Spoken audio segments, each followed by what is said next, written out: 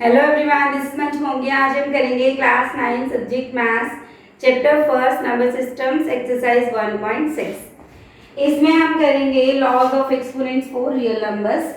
इसमें एक्सपोनेंट के कुछ लॉज हैं जो हमारे 1.6 में यूज होंगे, तो उससे पहले हम ये इंट्रो कर लेते हैं थोड़ी सी।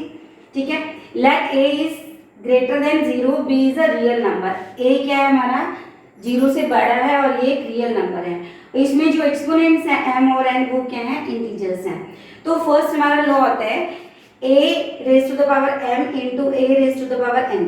यस का मतलब यहाँ पे अगर हमारा बेस इक्वल है और इसकी पावर जो है वो डिफरेंट है मल्टीप्लाई में, तो क्या होगा, इनकी जो पावर्स हैं वो ऐड हो जाएंगी। ठीक है, कैसे, एग्जाम्पल से समझ लेते हैं हम।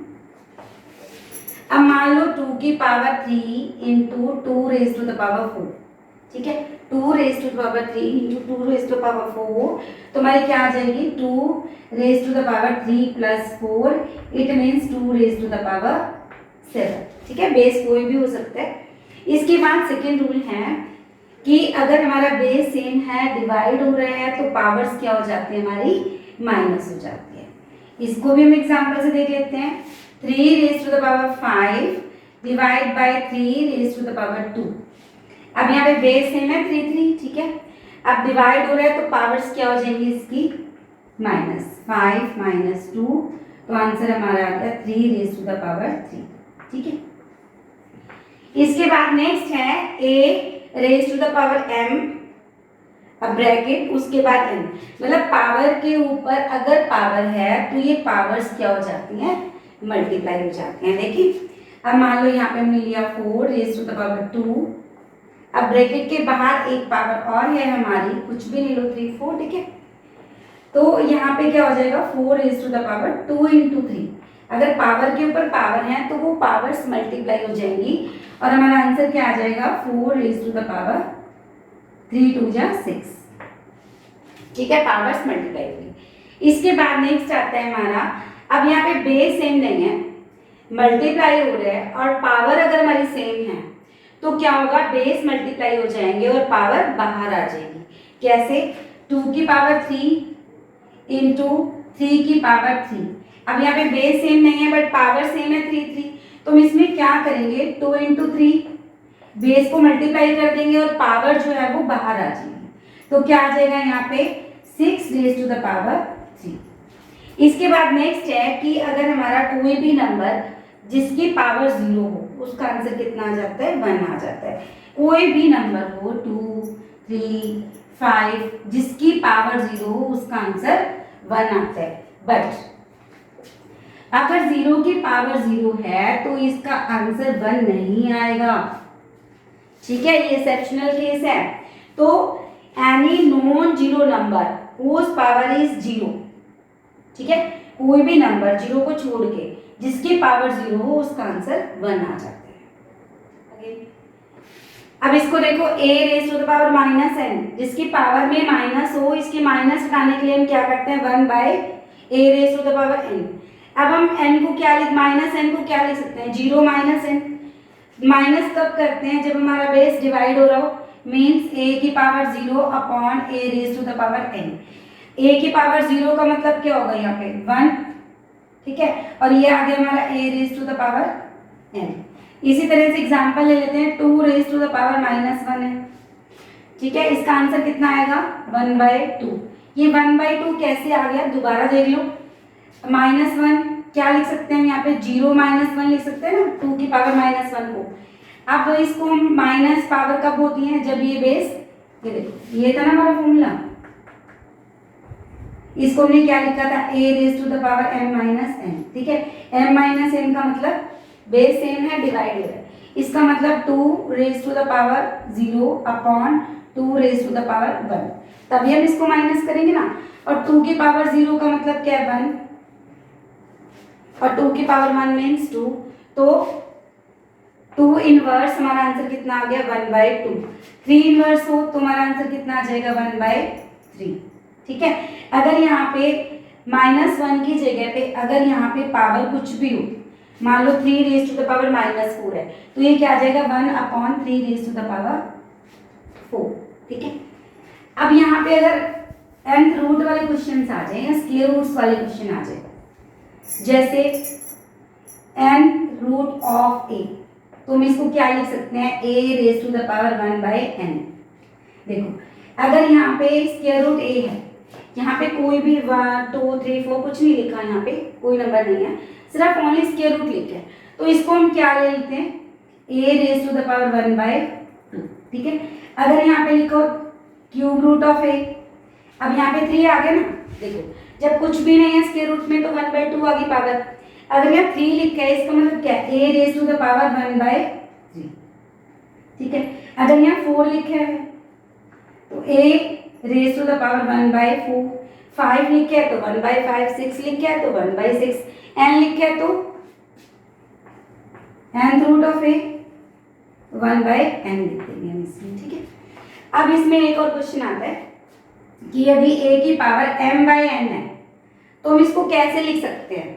देखो 1/n कैसे लिखेंगे, a m इंटू 1/n, ऐसे लिख सकते हैं हम इसको, और इसको हम ऐसे भी लिख सकते हैं a raise to the power m, ठीक है, के पावर 1/n, मतलब ब्रैकेट से बाहर हमने 1/n लिख दिया, इसको ऐसे भी लिख सकते हैं, और इसको ऐसे भी लिख सकते हैं, m को बाहर ले लो क्योंकि पावर के ऊपर पावर है तो ये मल्टीप्लाई हो जाएंगे, फिर भी m/n आएगा। और इसको हम कैसे लिख सकते हैं, देखो ध्यान से, अब ये 1/n है ना यहाँ पे, तो हम क्या लिख सकते हैं, nth root of a raise to the power n, 1/n का मतलब nth रूट। ठीक है, इसको हम और कैसे लिख सकते हैं, देखो a nth root of a raise to the power n, इसको ऐसे भी लिख सकते हैं। तो इसको आपने याद रखना है, ये प्रॉपर्टी हमारे काम आने वाली है। वैसे तो हर कोई प्रॉपर्टी कहीं ना कहीं यूज हो जाएगी, पर ये भी हमारी यूज होगी जो nth रूट वाली है। ठीक है, let's see some examples. 2 raise to the power 2/3 into 2 raise to the power 1/3। अब यहाँ बेस सेम है, देखो फर्स्ट प्रॉपर्टी हमारी क्या थी, जब बेस सेम है मल्टीप्लाई हो रहा है तो पावर्स को हम क्या कर देंगे, प्लस कर देंगे। ठीक है, क्या आ जाएगा 3/3, आंसर कितना आ गया 2, 1 आ गया ना, यहाँ पे 2 की पावर 1 मीन्स 2। अब यहाँ पे देखो पावर के ऊपर पावर है तो क्या करेंगे, 1/5 इंटू 4, पावर के ऊपर पावर है तो पावर्स मल्टीप्लाई होगी, तो यहाँ पे क्या आ गया 3 रेज टू द पावर 4/5। अब यहाँ देखो बेस सेम है, डिवाइड हो रहा है, तो हम क्या करेंगे 7 raise to the power 1/5 minus 1/3। Multiply में हम पावर्स को प्लस करते हैं, डिवाइड में हम क्या कर देते हैं, पावर्स को माइनस कर देते हैं, तो क्या आ जाएगा, देखो एलसीएम ले लेंगे,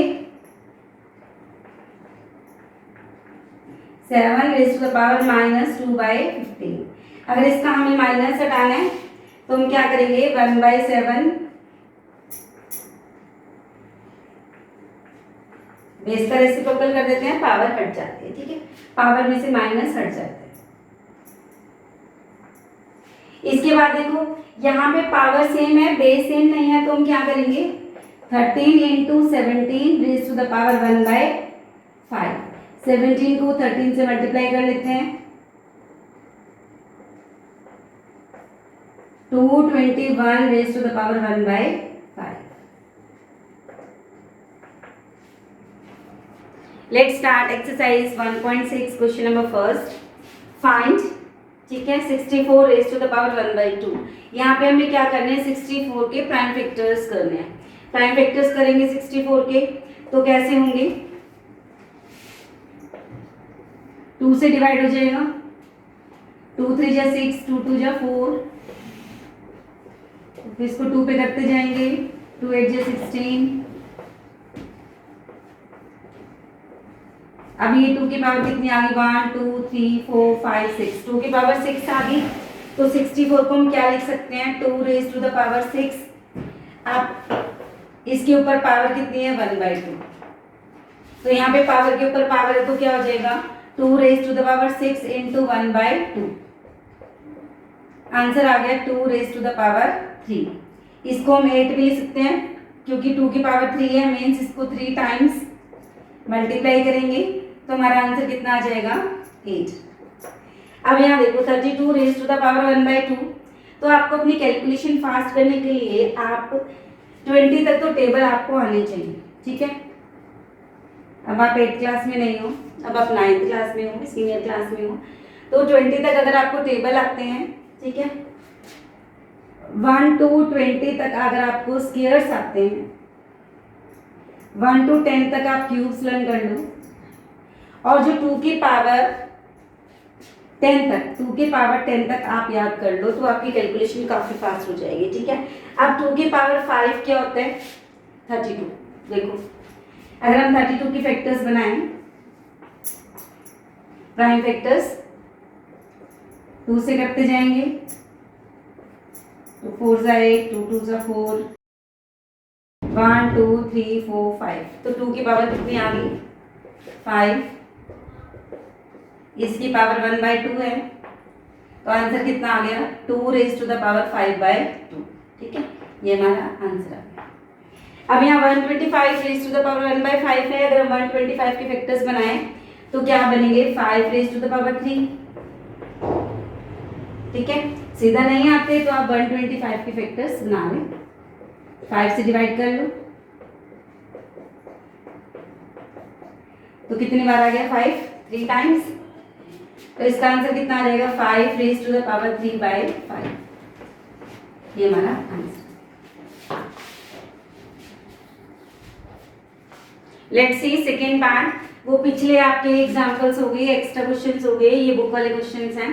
अब यहाँ पे देखो 32 है, रेज टू द पावर 1/5 है, तो 32 के अगर हम प्राइम फैक्टर्स बनाएं तो क्या बनते हैं? 2 रेज टू द पावर 5, इसकी पहले से जो पावर है वो कितनी है? 1/5, 5 से 5 कट गया, तो आंसर कितना आ गया हमारा? 2, ठीक है। अगर हम 125 के फैक्टर्स बनाएं तो 5 रेज टू द पावर 3 आ गया, और पहले से जो पावर है वो कितनी है? 1/3, 3 से 3 कट गया, इसका आंसर आ गया हमारा 5। Let's see question number second. 9 raise to the power 3/2, ठीक है। 9 के फैक्टर्स अगर हम बनाएं तो 3 3 से 9, 3 रेज टू द पावर 2, पहले से जो पावर है वो कितनी है? 3/2, 2 से 2 कट गया, 3 raise to the power 3, means 3 को 3 टाइम्स मल्टीप्लाई करेंगे, तो हमारा आंसर कितना आ जाएगा? 27, ठीक है। इसका सेकेंड पार्ट देखो यहाँ पे। अब यहाँ पे क्या है? एक मिनट,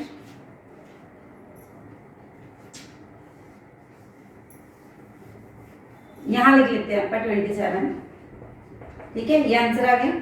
इसका फोर्थ पार्ट क्या था? 125 रेज टू द पावर -1/3।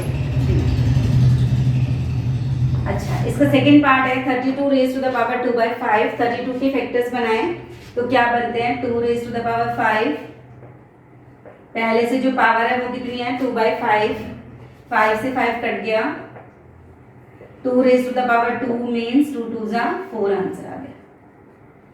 अब थर्ड पार्ट में क्या है? 16 रेज टू द पावर 3/4। अगर हम 16 के फैक्टर बनाएं तो 2 रेज टू द पावर 4 आ जाता है, 2 2 जा 4, 4 2 जा 8, 8 2 जा 16, ठीक है। तो पहले से पावर कितनी है? 3/4, 4 से 4 कट हो गया, 2 raise to the power 3 means 2 को 3 टाइम्स मल्टीप्लाई करेंगे तो आंसर आ जाएगा हमारा 8। अब फोर्थ पार्ट है हमारे पास 125 रेज टू द पावर -1/3। 125 के फैक्टर्स बनाएं तो 5 रेज टू द पावर 3, 5 5 जा 25, 25 5 जा 125, ठीक है। और यहाँ पहले से कितनी पावर है? -1/3, 3 से 3 पावर कट गई, तो 5 रेज टू द पावर -1। और जब किसी की पावर में माइनस होता है तो माइनस हटाने के लिए हम क्या करते हैं? इसका जो बेस है, ठीक है, 5 के नीचे हम 1 लगा लेते हैं, तो बेस का रेसिप्रोकल कर देते हैं, तो 1/5 आंसर आ गया, 1/5, ठीक है।